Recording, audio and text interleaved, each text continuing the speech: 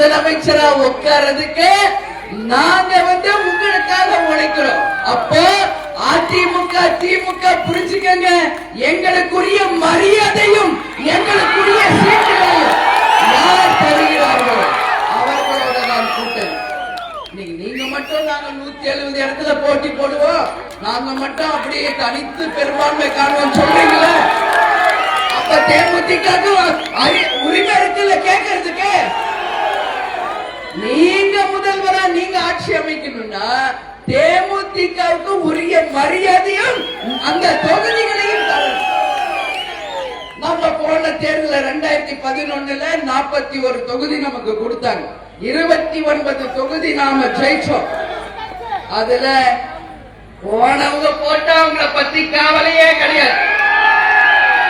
ஆனா இன்னைக்கு வரைக்கும் கேப்டனும் என் கட்சி தான் உயிர் மூச்சு என்று இன்றைக்கும் 20க்கும் மேலான சட்டமன்ற உறுப்பினர் நம்மோடு இருக்கிறார். அவங்களுக்கு உரிய மரியாதை அளிக்கப்படும். தலைவரை தன் தெய்வமாக நினைத்து உழைத்துக் கொண்டிருக்கிற கரைகோடியில் இருக்கின்ற தொண்டராக உங்களையும் நிச்சயமாக அரசு பதவியில் அமர்த்த வைத்து உண்மையிலே இந்த 2026 தேர்தல் உங்களுக்கான தேர்தல், தேமுதிகவுக்கான தேர்தல் என்பது இந்த நேரத்தில் நான் சொல்ல கடமைப்பட்டிருக்கிறேன்.